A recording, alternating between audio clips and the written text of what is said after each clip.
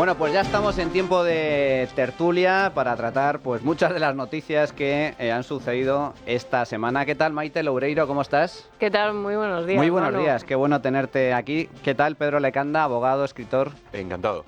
Buenos días. Bienvenido de nuevo a esta trinchera y contamos también con Noelia Núñez, diputada en el Congreso. ¿Qué tal, Noelia? ¿Cómo Muy estás? buenos días, ¿qué tal? Qué bueno que estés con nosotros de nuevo. Bueno, hay muchos temas encima de la mesa, pero, cómo no, tenemos que empezar por la última, o diría yo, la penúltima crisis diplomática que estamos experimentando en este país, que últimamente las relaciones internacionales a este gobierno de Pedro Sánchez se le da especialmente mal. Quiera o no quiera, buscadas o no buscadas, la cuestión es que estallan las crisis diplomáticas con diferentes países que hasta hace bien poco eran socios y aliados, y ahora, sin embargo, pues se convierten en todo lo contrario. Estamos hablando, como no, de esa crisis desatada con México por la no invitación de la nueva presidenta mexicana, que va a tomar posesión de su cargo el próximo 1 de octubre, la semana que viene, Claudia Sheinbaum, que es que es, digamos que la sucesora oficialista y mano derecha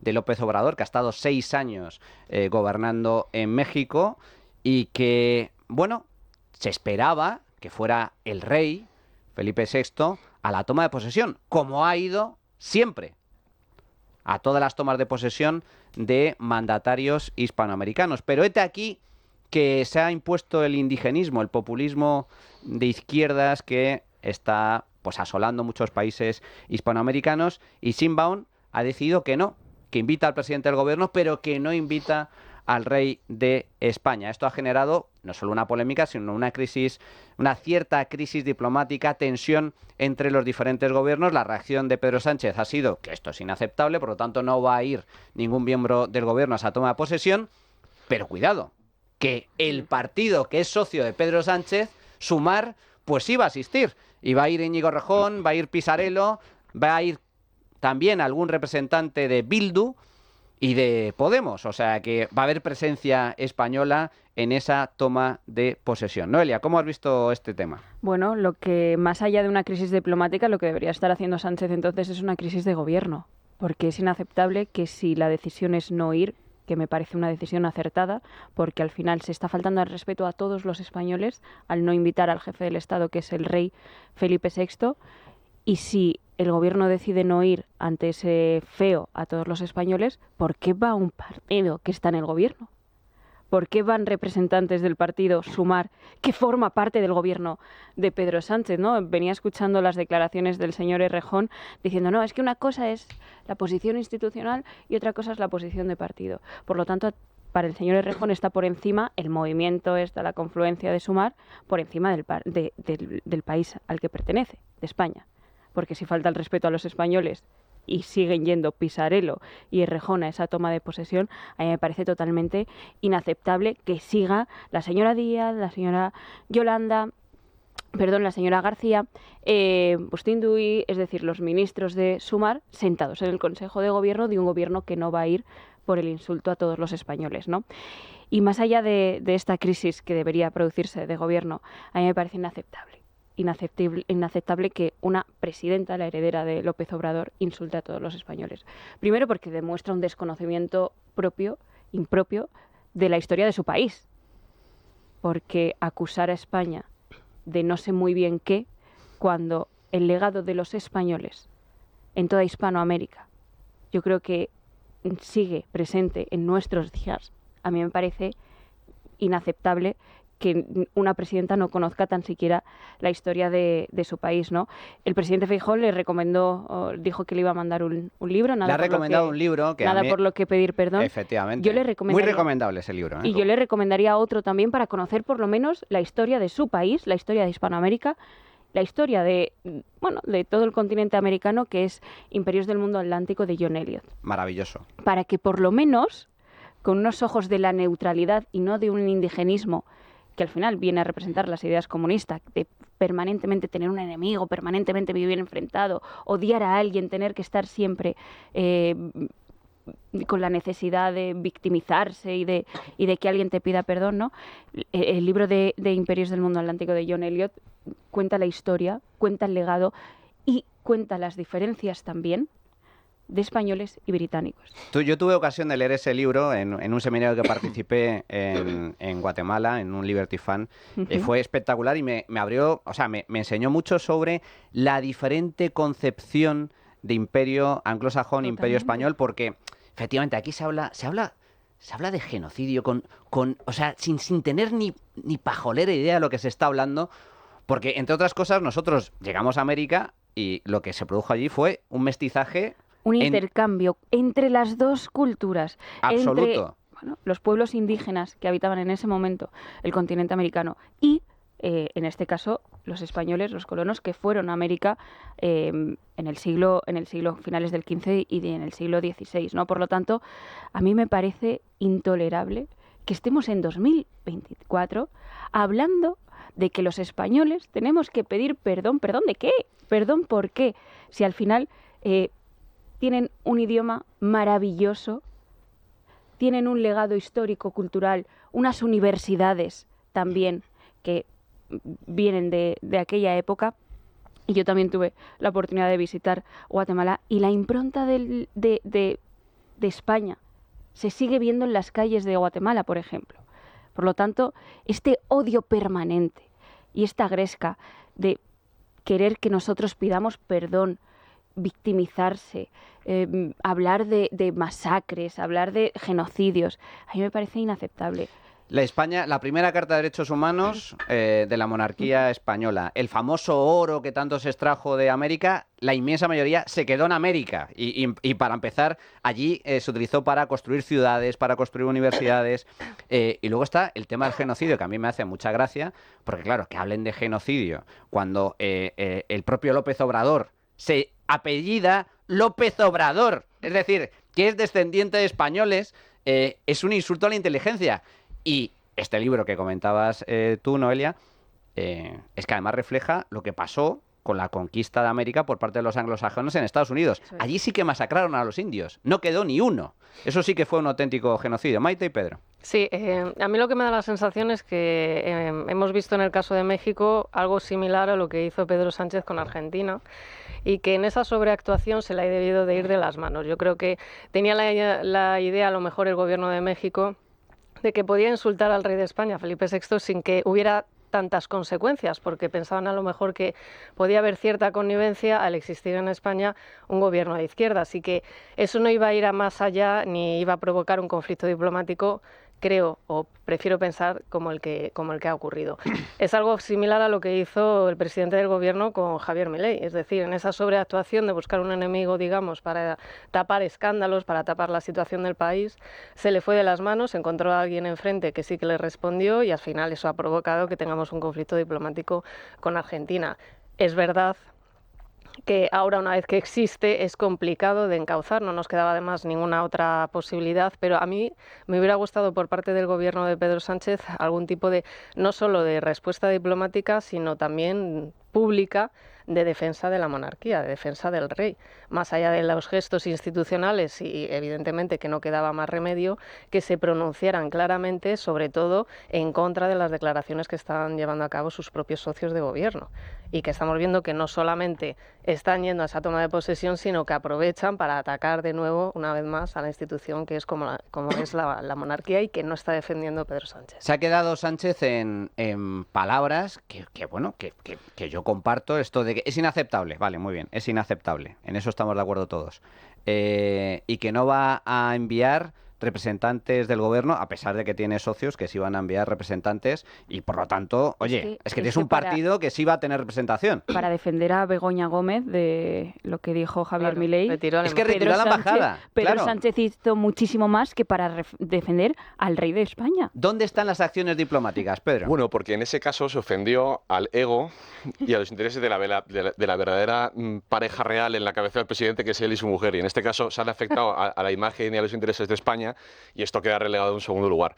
Cosa de la que yo, por cierto, en parte me alegro. O sea, digo, oye, abrir ahora una crisis diplomática en serio por las declaraciones indigenistas totalmente carentes de fundamento, ¿no?, de la señora Sheinbaum y López Obrador, que para qué sirven, ¿no? O sea, es verdad que México, el nacionalismo mexicano, probablemente moderno, probablemente sea el nacionalismo hispanoamericano más agresivamente antiespañol. Y esto desde hace un siglo, siglo y medio, lo hemos visto constantemente. Pero ya esta vuelta patética que estamos viendo con Sheinbaum, obviamente es una operación inaceptable, incomprensible, para tapar vergüenzas, para tapar el legado del señor López Obrador, para no hablar de Estados Unidos, de su relación con Estados Unidos y de sus falencias interiores. Entonces, obviamente, que esto se haga con un país hermano, ¿no?, como es México, pues yo digo, no deja de ser un escándalo y no deja de ser también lamentable que vemos que España tiene una doble diplomacia, o sea, un país que tiene dos diplomacias, con un país hermano tan importante como México no es un país. Es decir, tienes por un lado a Pedro Sánchez defendiendo de boquilla a la monarquía y luego tienes a Zapatero, al Grupo de Puebla, a los socios, que ni siquiera, que están también disociados, porque luego eso Podemos usar contra Sumar, los señores de Bildu, etcétera.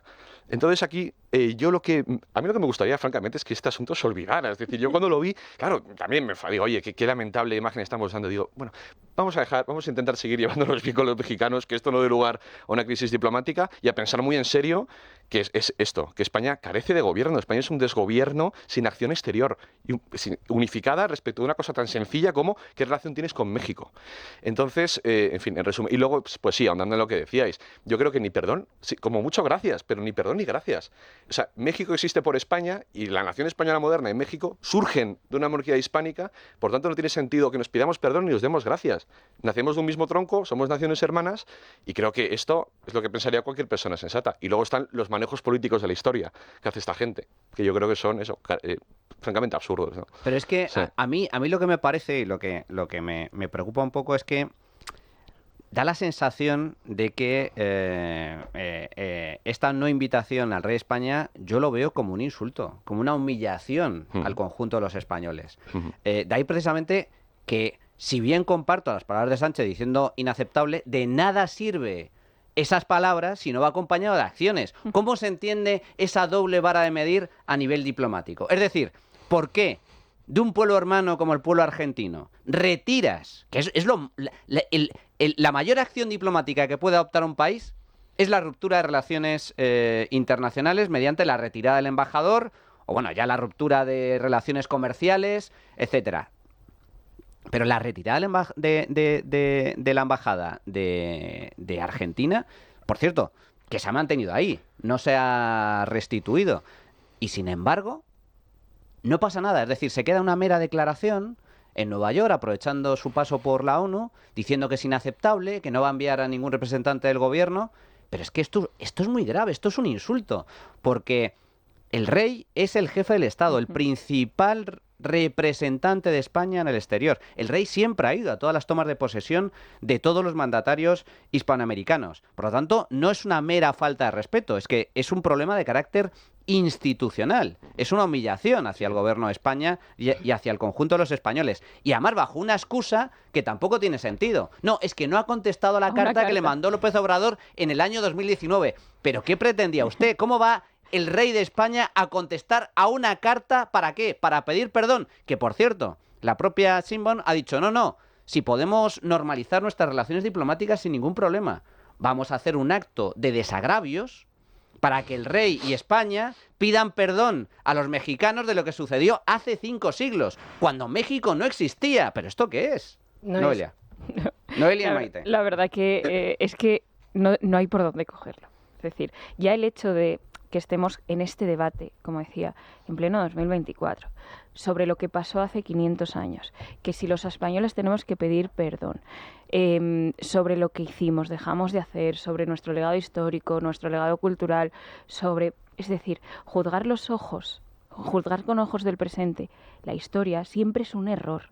Siempre, y más si es una historia de hace 500 años, ¿no? Y luego la excusa de es que no contestó a una carta. Es que viven permanentemente resentidos esta gente.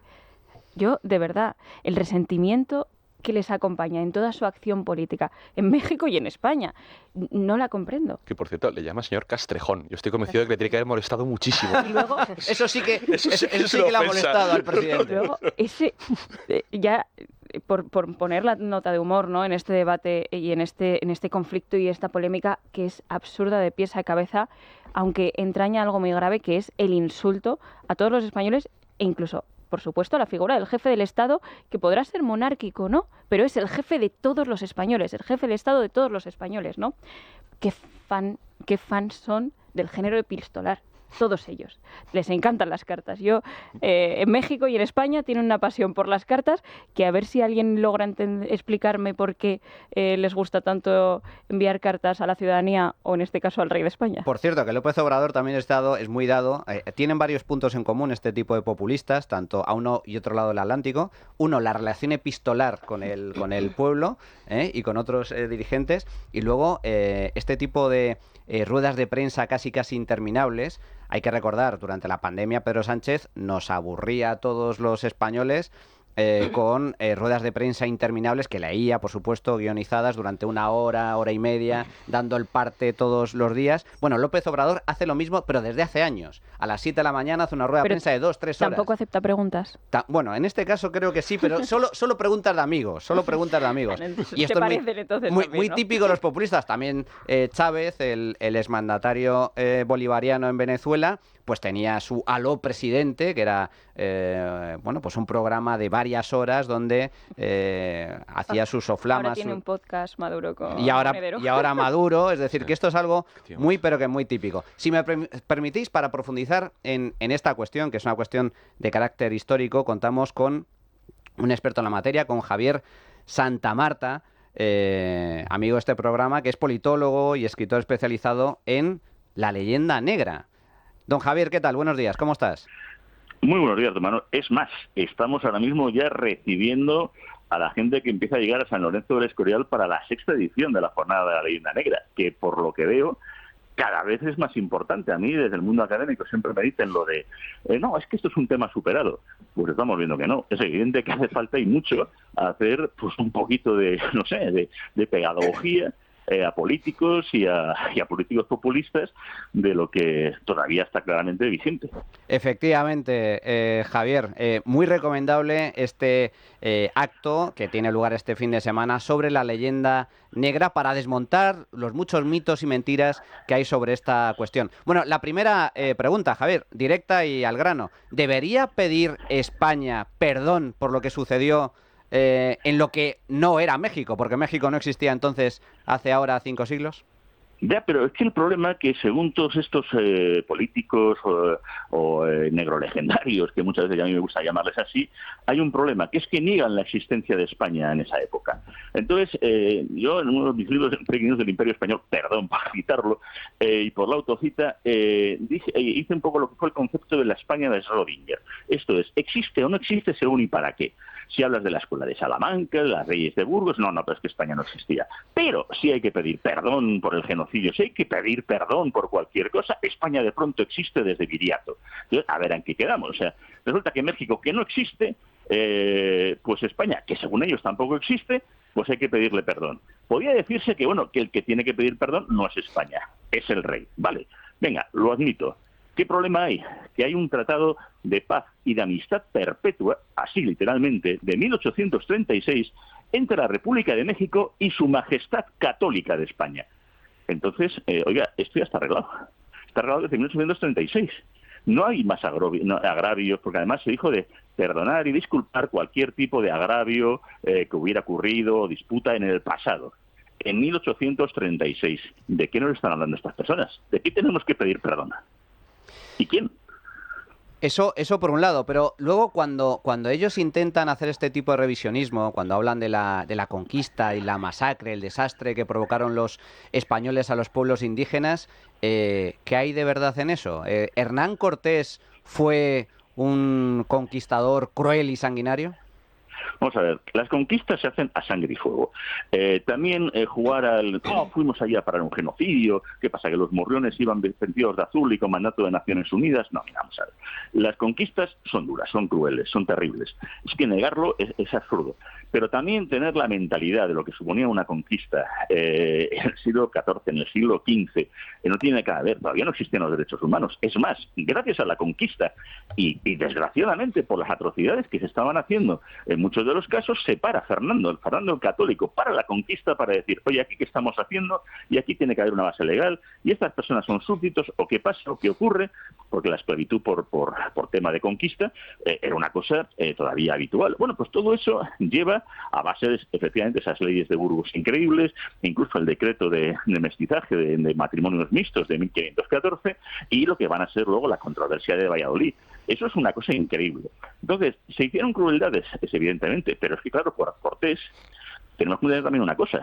Aquello fue casi una guerra civil entre los pueblos mesoamericanos de la zona, ya que los mexicas, que no eran precisamente, claro, también una especie de demócratas y de sociedad maravillosa y todo el tema, pues vamos, les tenían hasta las narices a los tlaxcaltecas, a los totonecas y a muchas ciudades que al final se acaban aliando en Cortés, de tal manera que incluso estudios de la BBC hablan de 15-1, o sea, por cada 15 de las tropas de Cortés, de las tropas que fueron bajo los pendones de Carlos I de España, estaban 15 indígenas y un español. O sea, atacando a ese Tenochtitlán, a esos mexicas, que efectivamente, hartos de la imposición de ese imperio bastante cruel y sanguinario, efectivamente, pues acaba con la conquista de Tenochtitlán, que no de México en 1521. Y a partir de ahí Cortés, es que hay que entenderle que es el padre de México. Don Javier, ¿qué hay de cierto sobre otro de las grandes lemas, soflamas de este revisionismo indigenista por el cual España robó y expolió el oro en toda Hispanoamérica, pero también en México? Pues es curioso porque si se hacen las cifras oficiales de lo que fue el oro y plata, que también, bueno, pues evidentemente que se utilizaba para construir la construcción, bueno, justo este año el Hospital de Jesús de la Ciudad de México, hace 500 años. Hombre, eso ahora, o lo mismo hubo que pagarlo de alguna manera. Un hospital que lleva 500 años en funcionamiento. Hablemos de la imprenta de las universidades, evidentemente mucho oro se extrajo de ahí.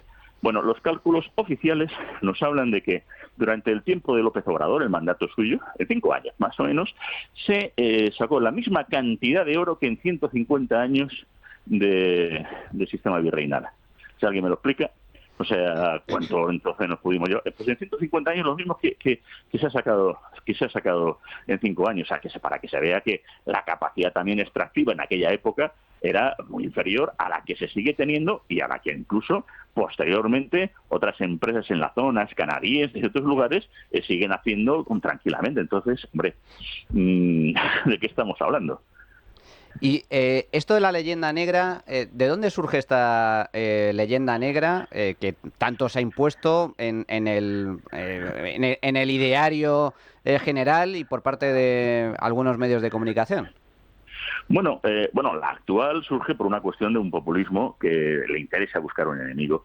Es mucho más fácil no decir que México ahora mismo es un estado fallido, con estados donde hay auténticos feminicidios, que me sorprende mucho que María José Montero y Irene Montero, toda esta gente que además ha dicho que van a ir todos para allá y que están defendiendo un lugar donde efectivamente, o sea, se están matando de una manera efectivamente asesina y criminal a mujeres a miles, en un lugar donde tienen unos problemas terribles, pero que, claro, venga, vamos a tapar esto de una manera muy sencilla. ¿Cómo? Creándonos un enemigo común. La culpa la tiene España, oye, si llevan 203 años de como independientes. Además, nos hablan de un genocidio. Vamos a ver, genocidio cultural y humano. México ahora mismo es el 8º país del mundo con mayor población indígena. El náhuatl y fue durante el periodo de Felipe II la lengua oficial de la Nueva España. Y es más, se abrieron cátedras en Quito, en Lima y en México en 1588 organizadas por Felipe II para el desarrollo de esas lenguas. ¿Cuándo se impuso el español a la fuerza? Curiosamente, después de la independencia. Entonces, todo eso no les gusta, porque claro, dato mata relato. O sea, la leyenda negra, pues en su momento contra España, es normal. Éramos el imperio al cual había que abatir y entonces, bueno, pues van a salir pues todas aquellas imágenes de Todor de Brie, los escritos en contra de los españoles, cruelísimos, salvajes. Bueno, era lógico, éramos nadie hace leyenda negra contra Liechtenstein o San Marino, no, si fuera tres narices, ni siquiera sabemos dónde están, más o menos. Pero claro, España pues era importante. Ahora somos importantes. No es una cuestión de importancia ahora mismo, simplemente es una cuestión de que estos populistas, dictadores, como Chávez, Maduro y todo el tema en su momento dado, buscan ese enemigo y empezar a hablar de que no son súbditos, de que no tiene que venir un rey, como bien se ha estado explicando. Oiga, no, es que mire, usted no tendrá un rey, pero es que el jefe del Estado, independientemente de ser presidente de la República o monarquía de España, y que representa a España, es el rey, con lo cual el rey tiene que ir. ¿Que a usted no les gusta? Pues problema suyo. Javier Santamarta, politólogo, escritor especializado en leyenda negra, que está además participando este fin de semana en este evento, la 6ª edición de la jornada Leyenda Negra, que se celebra en San Lorenzo del Escorial, donde se exploran mitos y realidades de la historia de España. Y también que lo intentamos pasar bien, don Manuel, porque mañana incluso vamos a hacer un concierto de época y vamos a recrear un salón 18esco con recreadores que han venido de muchos lugares. Lo digo porque si mañana todavía hay algunas entradas para el concierto y para pasar una mañana bonita y divertida con ponentes como Ricardo García Cárcel, es gente estudiosa, es una maravilla. Oye, se puede mañana uno tomar una horchata mientras que ven, pues efectivamente, un salón de época y divertirse también con la historia, porque la historia también puede ser divertida. Y tanto. Don Javier, muchísimas gracias. Fuerte abrazo. Un placer, hermano Manuel. Muchas gracias. Bueno, pues simplemente para terminar este bloque me gustaría recordar, porque creo que también refleja bastante bien cuál es el carácter de López Obrador. Estas son las palabras que ha dicho, después de toda la polémica generada, Emiliano García Paje, presidente de Castilla-La Mancha, sobre López Obrador. Cuando Obrador era gobernador del Distrito Federal en México. Ya la cosa empezó rara porque nos citó a las 6:30 de la mañana, que tampoco había necesidad ninguna. Y nada más sentarnos, nos dijo: odio a los españoles y odio a España. Nunca viajaré a España. Pues ya está acabada la reunión, si quiere usted. De manera que a mí particularmente no me sorprende nada. Bueno, no sorprende, pero para mí sí, por lo menos la respuesta del Gobierno de España es verdad que, aunque tibia, casi se cabría esperar lo contrario, porque hemos visto cómo el Gobierno de Pedro Sánchez permanentemente insultaba al propio rey, ¿no?, por parte de Sumar, pero es verdad que los gestos permanentes que tiene Pedro Sánchez a través de la carta, e incluso haciendo partícipe a la institución de su teatrillo con la carta y demás, el hecho de no defender a la monarquía, de que ahora sí incluso se esté negociando con sus socios levantar las injurias al rey y demás. Bueno, pues cabría esperar incluso, yo creo que por parte del Gobierno de México, que hubieran respaldado además los insultos a la jefatura. Muy brevemente, iba a decir que aquí el Gobierno de España está actuando con México como actuó García Paje con el Gobierno de España. O sea, con Pedro Sánchez, que me parece muy mal, qué mal me parece, claro, me estoy enfadando mucho, pero no voy a hacer nada. Entonces, claro, creo que en esa reunión también García Paje aporta mucho, ¿no?, para entender esto. Y luego en la línea, pues lo que ha dicho Javier Santamarta, ¿no? Y en los últimos años yo creo que en género de ensayo, igual la crítica de la leyenda negra es el tipo de libro que más ha vendido. O sea, Elvira Roca Barea, los discípulos de Gustavo Bueno, y si nos vamos atrás, bueno, García Morente, Ramiro Maeztu, es decir, es una cosa que sabemos, pero es una cosa que lamentablemente, aunque sepamos, pues no actúa políticamente, porque hay una solidaridad a ambos lados del Atlántico en grupos de izquierdas que tenemos en el gobierno, que están en el grupo de Puebla a través de Zapatero, y que tienen en común el común odio al legado hispánico de España. Es así de sencillo. Bueno, pues llegados a este punto vamos a hacer una pequeñísima pausa y regresamos con más temas. Bueno, pues estamos de vuelta en el tiempo de tertulia. Antes de nada, que se me olvidó comentarlo, aquí a mí me gusta tratar bien a mis invitados y aquí tenemos desayuno. Desayunamos todos los fines de semana con Pastelerías Saúl, que tiene tiendas en Arturo Soria, en Alcoriza, en Canillas, en O'Donnell, en la calle Orense y también servicio a domicilio. No os quejaréis, ¿eh? No, ni mucho menos. Además con desayuno incluido. Bueno, vamos a cambiar de tema porque esta semana se ha producido algo que no estaba previsto. En teoría se iba a votar en el Congreso esa senda de estabilidad, que es el paso previo para aprobar los presupuestos generales del Estado. Hay que recordar, los últimos presupuestos que aprobó Sánchez son los del año 2023. Estamos en prórroga presupuestaria y si no hay presupuestos, habría 2 años consecutivos de prórroga presupuestaria. Esto no es la primera vez que sucede, ha sucedido en otras ocasiones, pero lo que sí es cierto es que no aprobar los presupuestos limita hasta cierto punto el margen de actuación del gobierno para realizar algunas políticas, incluso para, por desgracia, subirnos otra vez los impuestos. El gobierno no quería perder esta votación trascendental. Hay que recordar que esta senda de estabilidad ya fue votada en el pasado mes de julio y el gobierno perdió. Y perdió porque Junts, sus socios independentistas, votaron en contra. Ahora iban a hacer lo mismo, pero han dicho, hay margen para negociar. La cuestión es, ¿a qué está dispuesto Sánchez para lograr el voto favorable de Junts? Maite. Bueno, yo creo que está dispuesto a prácticamente casi todo, por lo menos a prometerlo, luego ya veremos si lo cumple o no y de qué manera. Lo que hemos visto en este caso con la senda de déficit es un gobierno que no tiene mayoría y que nos ha estado mintiendo porque en los últimos meses decía que podía gobernar perfectamente sin presupuestos, que aquí no pasaba nada. Y sin embargo vemos cómo en el último momento está haciendo un esfuerzo extra para intentar arrancar ese apoyo de Junts. Es decir, que no tenía tan sencillo eso de acabar la legislatura sin tener unas cuentas públicas, sobre todo porque, como veníamos diciendo muchos, es sobre todo la vía para poder seguir pagando esas prebendas a quienes le concedieron la investidura y no renunciar a esa agenda social que siempre intenta enarbolar la izquierda, que no es otra cosa en muchos casos que sobre todo ayudas y subvenciones, y que si no tienes unas cuentas públicas actualizadas, pues te dejan bastante cojo de cara especialmente a acabar la legislatura.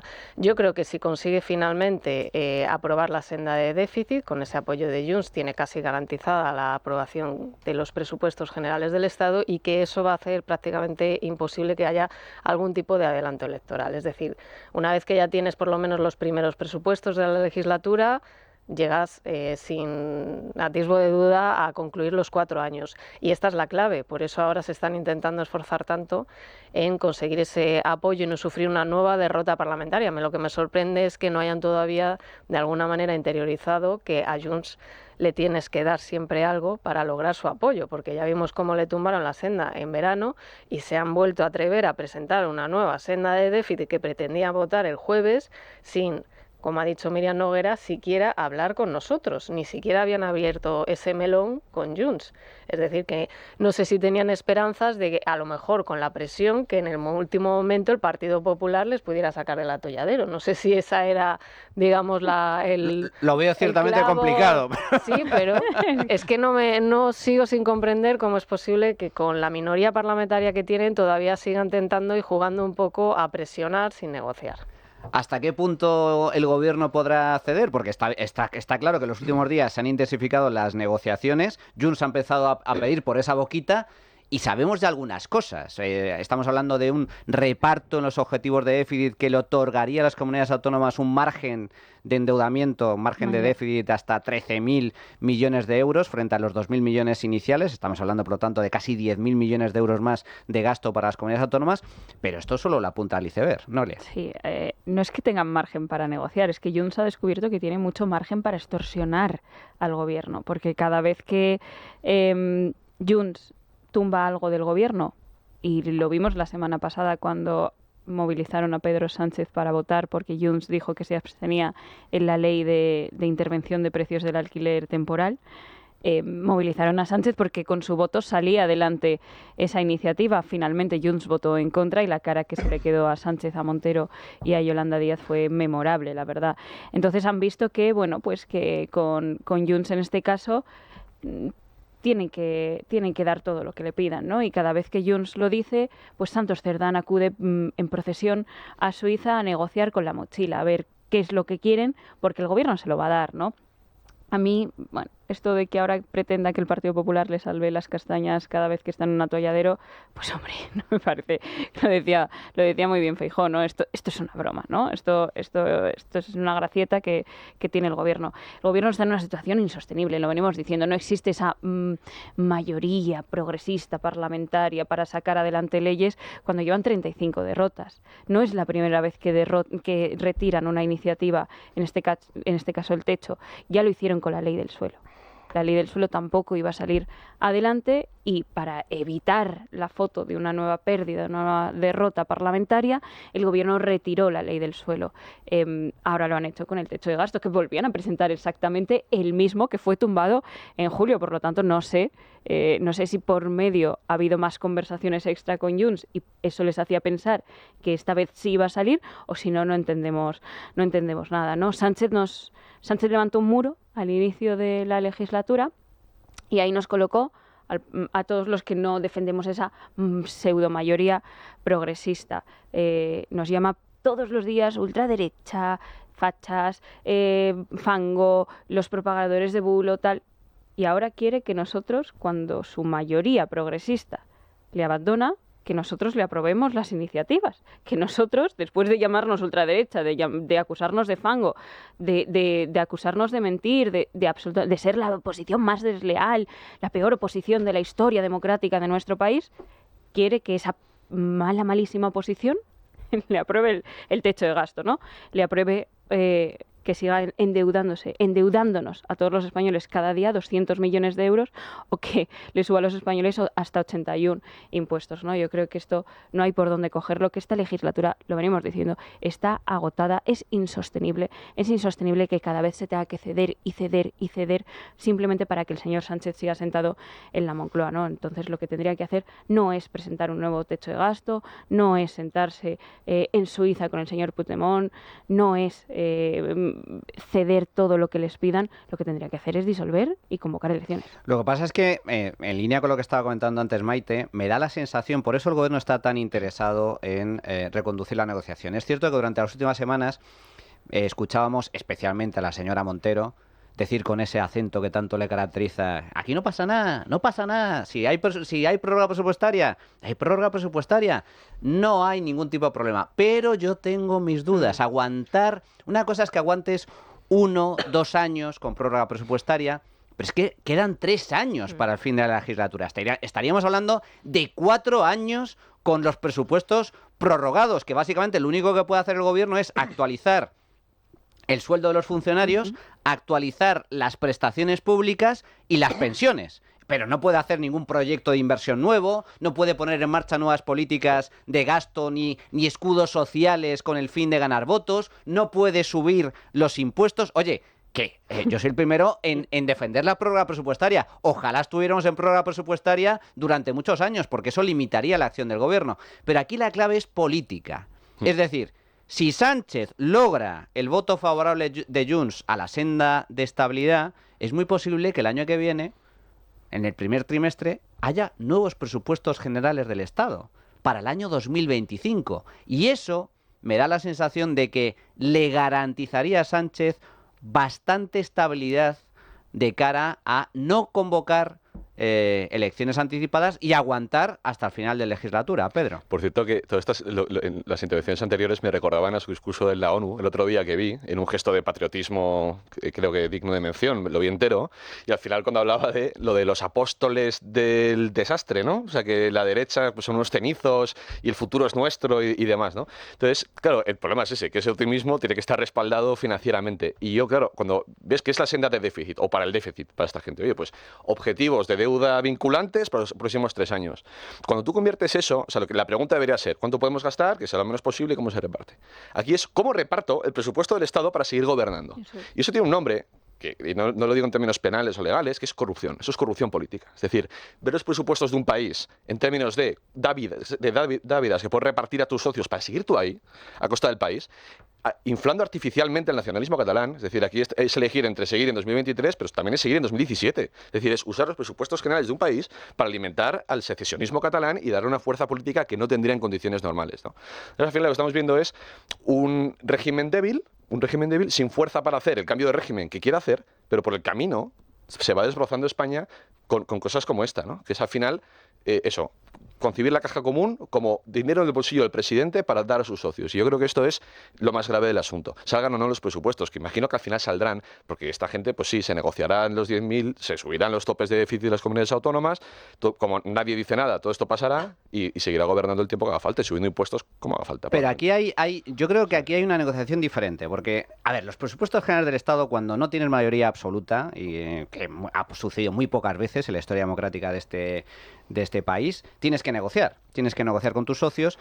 Normalmente, tal y como está configurado el mapa político español, pues tanto PP como el Partido Socialista, cuando les ha tocado gobernar, han tenido que negociar los presupuestos con socios nacionalistas, y siempre hay un canje, siempre hay una negociación, te doy algo más a ti, te doy algo menos aquí, y se llega a un acuerdo. Eso forma parte de la lógica de la negociación, pero estamos, creo que en un panorama diferente y ante una negociación diferente, porque aquí no se está negociando única y exclusivamente temas presupuestarios. Aquí estábamos hablando de que Junts, efectivamente, ha pedido, entre otras cosas, elevar el margen de endeudamiento, de déficit de las comunidades autónomas. 10.000 millones de euros más, a grosso modo, para repartir entre las diferentes regiones, especialmente favoreciendo a Cataluña. Pero es que estamos hablando también de cómo se va a articular el cupo catalán, porque el gobierno ha prometido un concierto económico a Cataluña, pero no se ha reflejado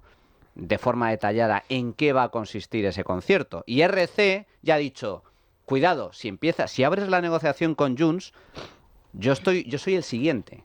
Y después de RC vendrá el PNV, y después de PNV vendrá Podemos, y después de Podemos vendrá Coalición Canaria.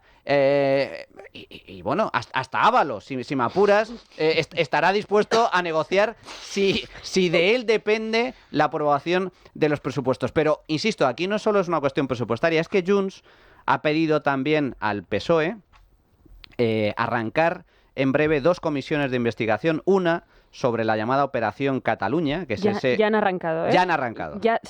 Las comisiones se constituyeron hace 6 meses, las metieron en el congelador de Armengol, que han estado paralizadas totalmente, y esta semana las han vuelto a convocar porque además acababa el plazo, porque las comisiones de investigación tienen un plazo fijado por el reglamento de 6 meses, y es que no habían empezado tan siquiera a funcionar, ¿no? Y en extremis han intentado tener un gestito con sus socios de Junts para, venga, que volvemos a retomar esto, darles un poquito de cariñito, y han retomado la de Operación Cataluña y se aprobó el plan de trabajo con el listado de comparecientes que firmaron Junts, Esquerra, Bildu, Partido Socialista y Sumar. Y hoy la prensa lleva además, sobre todo, bastante análisis sobre la importancia que ha tenido la sentencia del TJUE respecto a las actas de los eurodiputados de Junts y algunos medios de comunicación, perdón, dicen que incluso se está negociando, que una de las nuevas exigencias que va a poner sobre la mesa Junts encima es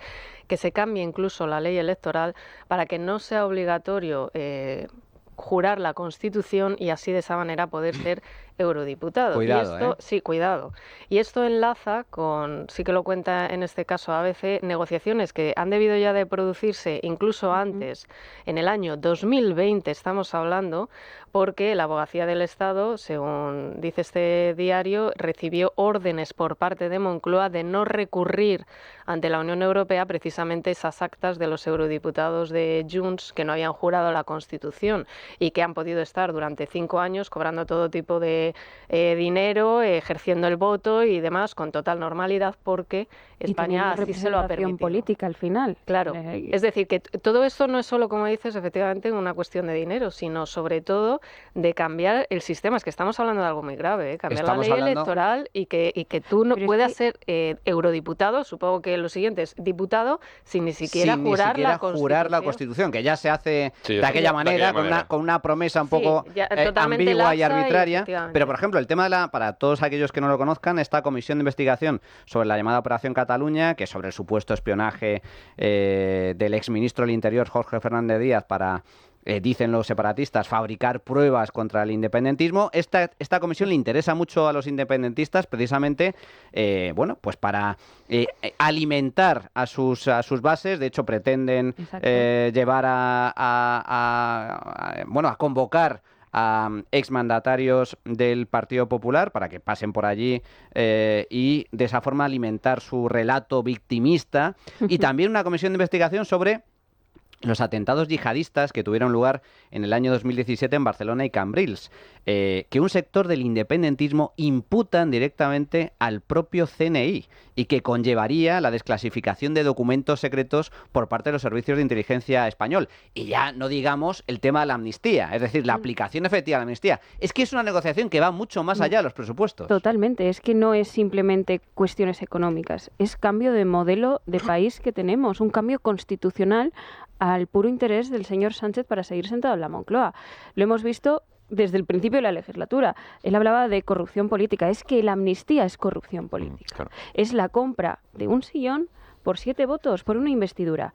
Pero es que ahora también con el cupo separatista, más que cupo catalán, porque tampoco esa mejora, esos más medios, mayores medios económicos para Cataluña no van a ir en beneficio de los catalanes bajo ningún concepto. No va a ser para más médicos en Cataluña, más profesores. No, va a ser más recursos para los separatistas, para que sigan en su línea de ese Estado soñado que quieren imponer y ese intento de conseguir la separación de España, ¿no? Por lo tanto, esto no va a ir para mejorar la vida de los catalanes, esto va para mejorar la vida de los independentistas y que sigan con su negociado de este odio a España permanente, como la Operación Cataluña, con esta teoría conspiranoica de es que el Estado español ha montado una trama para investigar a los independentistas. Y el Partido Socialista está en eso, pero es que ya no es solo ese delirio conspiranoico, no es solo de los separatistas. Es que quien ha firmado la lista de comparecientes y quien ha aprobado esa comisión es el Partido Socialista español. Para trama, Noelia, la que llevó a cabo el independentismo catalán intentando lograr un golpe de Estado. Totalmente. Protagonizando un golpe de Estado en Cataluña que finalmente fue parado por la justicia y por el rey, por la intervención y la aplicación del Estado de Derecho, y que ha sido juzgado con todas las garantías y se han producido sentencias condenatorias. Y luego, a través de una amnistía con nombre y apellidos, el gobierno pretende borrar todos los delitos. Una amnistía contraria a la Constitución y un señor Sánchez que decía que iba a traer a Puigdemont para responder ante la justicia y que ha permitido que Puigdemont vuelva a España y vuelva a fugarse ante la pasividad absoluta del Ministerio del Interior. El siguiente paso me da la sensación de que Puigdemont sí regresará a España, pero en Falcon. Vamos a hacer una pequeña pausa y regresamos. Bueno, pues ya estamos de regreso en tiempo de tertulia. Estábamos comentando, otra de las grandes noticias de la semana es esa Asamblea General de la ONU que ha tenido lugar en Nueva York, que ha reunido a grandes líderes mundiales, donde se ha hablado de distintos temas y donde han tenido oportunidad también de pasar por la tribuna de oradores pues el propio Pedro Sánchez, que por cierto ha aprovechado su intervención para hablar de temas nacionales, como eso. O sea, el discurso del fango y de los bulos lo lleva hasta las últimas consecuencias allí donde vaya, en Nueva York. Tuvo poco público, ¿eh? Si tú ves las imágenes, el auditorio estaba prácticamente vacío. No había nadie, pero aprovechó Sánchez para, ya que estaba por Nueva York, aparte de reunirse con Lula da Silva, que ha censurado la plataforma X, es decir, Twitter, en ese país, que es un atentado contra la libertad de expresión y contra la libertad de prensa. Es evidente que coinciden mucho en este discurso contra los bulos y la desinformación, atacando a la libertad de expresión y a la libertad de prensa. Pues aprovechó, como digo, ese viaje para recoger un premio feminista que le ha entregado un organismo de la ONU financiado con dinero público, o casualidad, poco después de que el gobierno le concediera a esa misma organización 2,5 millones de euros. La cuestión es que Pedro iba encantado porque, en teoría, se lo iba a entregar una gran actriz, a la cual yo admiro, me encanta esa actriz, sí. Anne Hathaway, pero esta aquí que no fue. Noelia, ¿qué pasó? ¿Alguien os tiene bloqueados Óscar Puente a vosotros? No, yo no tengo ese honor. ¿Sabéis si ha puesto algo en Twitter? No, porque, X ahora, porque recuerdo un tuit, a mí me tiene bloqueada, entonces yo no puedo... A ti y a media España. Sí, claro, yo no puedo ver sus maravillosos mensajes en esa red social, ¿no? Pero había uno que me pasaron la captura, Dios mío, no sé cómo Feijóo va a superar esto. Y adjuntaba la noticia de Anne Hathaway entregará un premio a Pedro Sánchez. ¿Qué ha dicho Óscar Puente después del plantón de Anne Hathaway al señor Sánchez? No ha dicho nada. Nada. No lo ha superado todavía el señor Puente, ¿no? La verdad que yo entiendo totalmente a Anne Hathaway, porque entre elegir a Pedro Sánchez y elegir a David Beckham, por supuesto yo elijo a David Beckham 1000 veces, ¿no? Porque además, hombre, esto de entregar un premio feminista a un presidente cuyo legado feminista es aprobar una ley que lleva 1.500 agresores sexuales, delincuentes sexuales excarcelados o con sus penas reducidas, pues desde luego que como culmen feminista no es, ¿no? Entonces yo entiendo que la señora Hathaway, que Anne Hathaway en este caso, se desmarcara de hacerse una foto con el gobierno que peor ha tratado a las mujeres y que recordemos que hemos bajado un montón de puestos en el ranking de países donde mejor o mayor calidad de vida tienen las mujeres, ¿no? Entonces, bueno, más allá de eso, hemos pasado 2 días maravillosos en las redes sociales viendo cómo, bueno, pues se ponía a Pedro Sánchez frente a un espejo, ¿no? Esta permanente búsqueda de la aceptación de yo soy mi persona y llenar mi ego. Mr. Handsome, Mr. que decía Pedro Almodóvar. Claro. Bueno.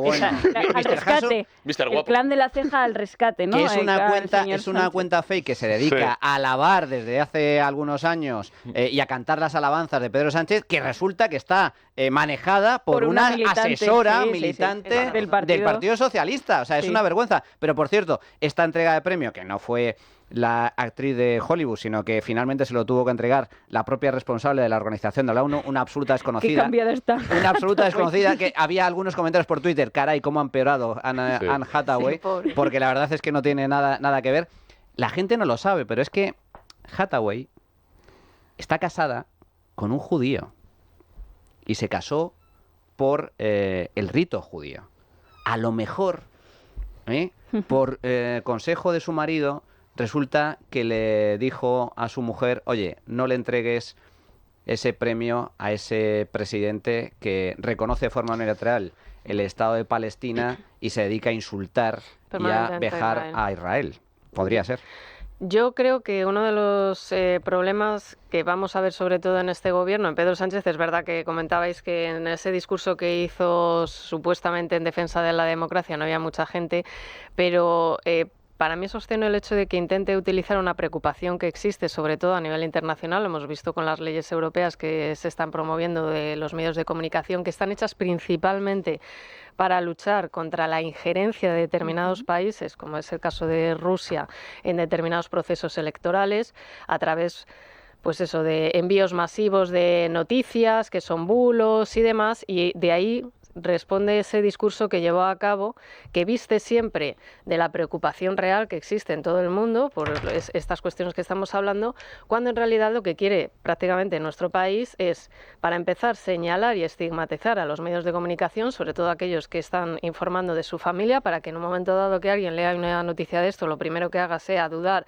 del periodista en cuestión o del medio de comunicación, y el siguiente paso directamente, pues a través del BOE, retirar ayudas, subvenciones o incluso imponer a las comunidades autónomas, que está aquí la gracia, qué es lo que tienen que hacer, cómo tienen que ayudar o no a determinada prensa o no, mientras él está concediendo todo tipo de ayudas a aquellos medios que le bailan el agua, que le son afines y que incluso están ocultando de manera deliberada todo lo que tiene que ver con los escándalos de corrupción, es decir, que está jugando a esas dos vías, es decir, a intentar de alguna manera abanderar esa lucha real que existe y que tiene lógica a nivel internacional de la injerencia de determinadas potencias en los procesos electorales, sobre todo de democracias liberales, mientras él está oprimiendo o como mínimo estigmatizando a la prensa e incluso atacando aquí en nuestro país a los jueces a nivel interno, vamos.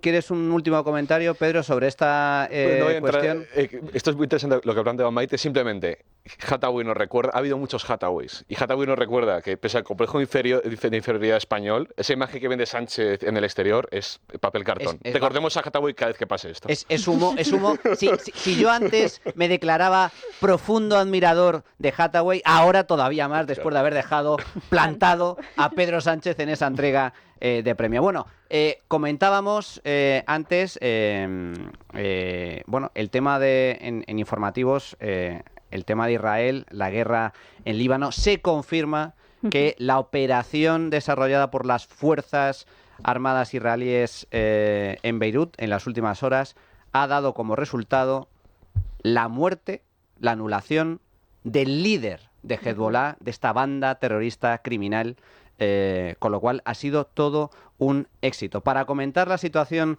en Líbano y las claves de esta guerra, contamos con Gabriela Kesselman, que es abogada y escritora argentino-israelí. ¿Qué tal, Gabriela? ¿Cómo estás? Buenos días. Buenos días, ¿cómo están? Gabriela, ¿nos oyes? Sí, yo los escucho, buenos días. Ahora, que no te escuchamos aquí en el estudio. Encantado, muchísimas gracias por entrar en el programa. Me gustaría que nos comentases de primera mano, tú que estás allí, cuáles son las últimas noticias, las últimas horas sobre esta operación militar en Beirut, que parece ser que ha logrado como resultado la eliminación del principal líder de Hezbollah. Sí, se ha confirmado hace apenas 5 minutos, lo confirmó las Fuerzas de Defensa de Israel, que ha sido eliminado Nasrallah. Recordemos que esta operación en realidad comenzó hace 10 días con la majestuosa operación Viper, que es la que vimos que parecían películas de ciencia ficción, cuando a los altos terroristas les explotaban los Vipers que portaban. ¿Y por qué portaban Vipers? Nasrallah en algún momento detecta que con los teléfonos inteligentes la inteligencia de Israel podía seguir el movimiento de los líderes terroristas y les dicen que desechen los teléfonos inteligentes y que los reemplacen por Vipers. Los Vipers les explotan hace apenas 10 días. Luego de esa operación, en donde ellos quedan básicamente incomunicados, el día 20 de septiembre comienzan a hacer una reunión presencial. Y el 20 de septiembre vemos como un ataque de las Fuerzas Aéreas de Israel desmembran a la cúpula de Hezbollah. Y lo que vemos en la imagen que se muestra frecuentemente en las redes sociales es a un Nasrallah único arriba como cúspide de la pirámide y todo el resto que dice eliminados. En el día de ayer, el primer ministro Benjamin Netanyahu fue a la ONU, lo cual parecía a simple vista sospechoso. Es un lugar sumamente hostil para él. De hecho, las imágenes son contundentes. En cuanto él llega para empezar a hablar, muchos diplomáticos de determinadas facciones del resto del mundo, pero además de países árabes, se levantan y en un desaire absoluto lo dejan hablando solo. Y lo que se comenta extraoficialmente es que Netanyahu en ese momento ya había dado la orden y que básicamente era una maniobra distractoria. Lo que hacen es, se juntan ayer varios líderes de Hezbollah, entre ellos Nasrallah, en el centro de mando, y en un momento, en una operación aérea, se desploman 6 edificios completos. Hubo absoluto silencio hasta hoy a la mañana sin ningún tipo de confirmación. Lo que se comentaba extraoficialmente en Israel es que no había modo que alguien haya salido con vida de ese ataque. De hecho, las imágenes eran muy similares y nos recordaban en las lamentables imágenes de Amia, del atentado terrorista de Hezbollah, y en algún punto uno sentía que se estaba haciendo justicia, que muchísimos años después, una justicia real que nunca había llegado en Argentina por complicidad de los políticos, las imágenes eran muy similares, era como edificios que habían venido abajo. Hoy por la mañana está confirmado, ha habido ataques en el norte de Israel desde muy temprano y suponemos que los ataques van a ser contundentes de aquí en adelante. Es importante remarcar que el grupo terrorista Hezbollah es un grupo que está financiado por Irán. Irán es la cabeza del pulpo de muchos grupos terroristas, los hutíes, que están en Yemen, que lanzaron 2 misiles balísticos hace 2 días a Tel Aviv y provocaron que los civiles inocentes de Israel tuviesen que correr a los refugios. Obviamente esto va a generar reacción. Irán va a responder de alguna manera, no sabemos si directamente, como lo hizo allá por abril, o a través de sus próximos, pero claramente esto no va a quedar así. Lo que pasa es que es una movilización fuerte para un grupo terrorista que básicamente está aturdido, desmoralizado e incomunicado, por llamarlo de alguna manera. Es el momento en que Israel tiene que aprovechar para debilitarlos lo máximo posible y lograr que finalmente se cumpla la resolución 1701 de la ONU, que dice que el grupo terrorista Hezbolá tiene que estar por encima del río Litani en el Líbano, y esto permitirá que los 100.000 pobladores del norte de Israel que están desplazados desde hace 11 meses vuelvan a sus hogares. Esto que comentas es muy importante, Gabriela, porque aquí en Occidente, en Europa, no se da toda la información para reflejar la imagen real del conflicto. Hezbolá es una organización terrorista. Y aquí mi pregunta es, porque aquí no se ha explicado en España y tampoco se ha explicado en muchos medios europeos, ¿por qué Israel ataca Hezbolá? La manipulación que hacen los medios y la campaña de desinformación básicamente es tomar un hecho aislado sin contemplar que es una consecuencia de un hecho anterior. Pongamos que esto en realidad comenzó en 1948, pero hagámoslo más corto. El 7 de octubre el grupo terrorista Hamas, que es uno de los proxies de Irán, penetran en territorio israelí y cometen la masacre el 7 de octubre. Recordemos que después de ese acto y que a 358 días todavía hay 101 personas secuestradas en Gaza, el día siguiente, el 8 de octubre, el grupo terrorista Hezbolá decide solidarizarse con los terroristas de Hamas. Y a partir de ese momento, desde hace 11 meses, comienzan a atacar de manera sistemática e ininterrumpida a la población del norte de Israel. Lo que hace Israel es desplazar a su población del norte.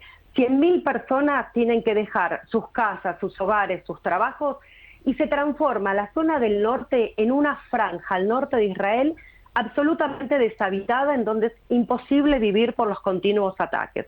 Porque si bien Israel cuenta con sistemas de defensa, el más conocido es la cúpula de hierro, pero hay un sistema de defensa en capas, de 7 capas de defensa, esto implica que la gente está constantemente en riesgo, esto puede fallar.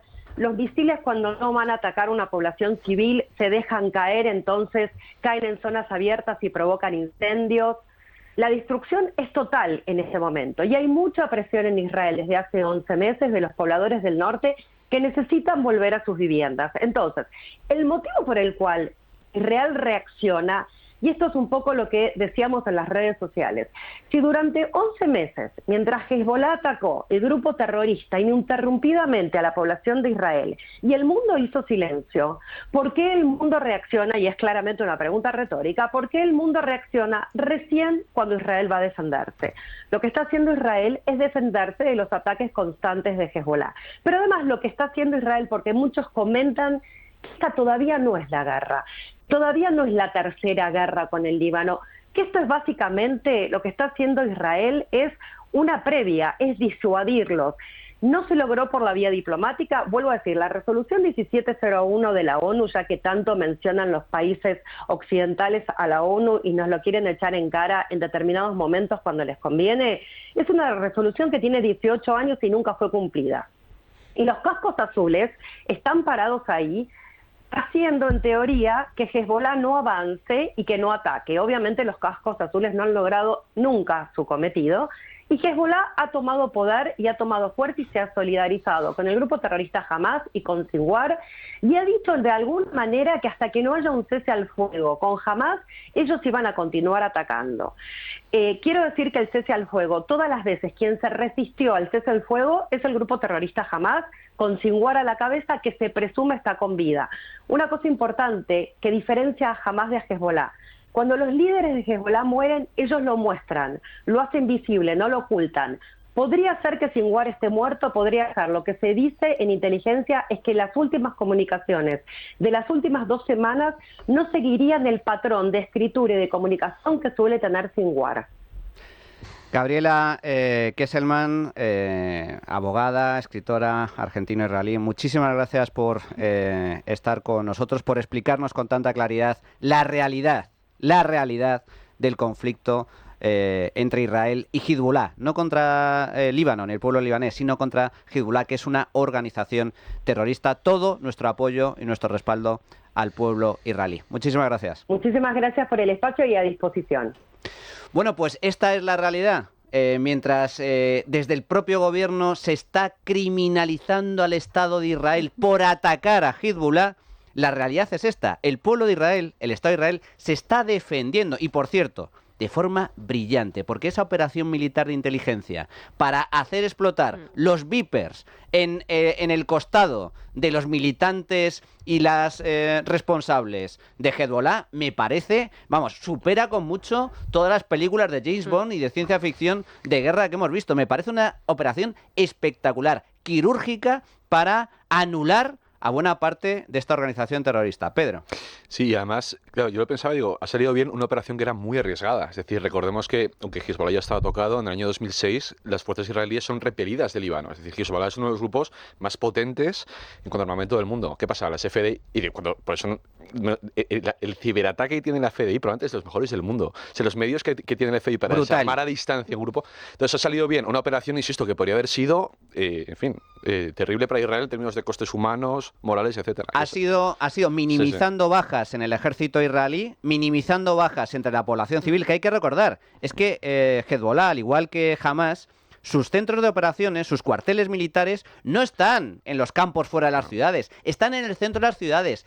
Se ponen en hospitales, en colegios, en residencias civiles, precisamente para que cuando se ataque a esas sedes, a esos centros, haya bajas civiles. Que, por cierto, el ejército de Israel lleva días advirtiendo de que van a atacar determinados sitios en Beirut, y eso es lo que ha provocado que mucha población civil huya de esos sitios. Yo, desde luego, me alegro de que Hassan Nasrallah, el líder de Hezbollah, haya sido neutralizado en las últimas horas gracias a este ataque por parte del ejército israelí. Bueno, llegados a este punto, tenemos que saber cuál ha sido el resultado de la Twitter encuesta, Adrián. Sí, porque hoy preguntábamos, ¿debería España pedir perdón por la conquista de México? Dábamos 3 opciones: sí por el desastre causado, no porque ya no tiene sentido, o no, de hecho deberían dar las gracias por el legado que dejamos allí. Y esta última opción ha ganado con el 76% de los votos. No esperaba menos de nuestro amado público. Y también nos han dejado los oyentes sus opiniones a través de notas de voz. Bajo ningún concepto debe pedir perdón por España por lo de México. Encantados nosotros de ser romanizados. ¿No les da vergüenza a México, que cuando fue independiente era más poderoso que Estados Unidos y ahora es un nido de corrupción, de asesinatos y de jampa? ¿No les da vergüenza a México? Buenos días. ¿No debería de pedir perdón? Nunca. ¿Por qué? Lo que ha aportado España desde el principio, la conquista de América, fue llevar cultura y un montón de cosas que ellos no tendrían. Al contrario, esta señora debe de pedir perdón al jefe del Estado español. Hola, buenos días a la trinchera. Mi opinión es que no debemos o no se debe pedir perdón.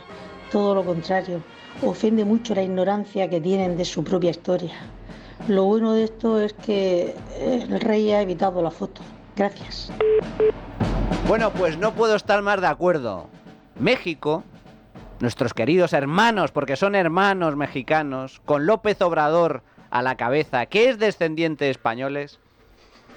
¿Qué es esto de pedir perdón? Deberían dar gracias. Gracias, al igual que nosotros, yo particularmente, doy gracias a Roma, a la antigua Roma, que es lo que, gracias a la conquista de Hispania por parte de los romanos, somos lo que somos hoy. La cultura occidental. En fin. Maite Loureiro, muchas gracias por estar con nosotros esta mañana. Pedro Lecanda, un auténtico placer. Hasta la próxima. A ti. Y Noelia. Vale, agradecer. Muchas gracias, Manuel. Muchas gracias a ti por estar con nosotros. Y nosotros continuamos. Ahora repasamos las noticias de actualidad y tenemos más secciones. Atentos. La trinchera de llamas. Es radio.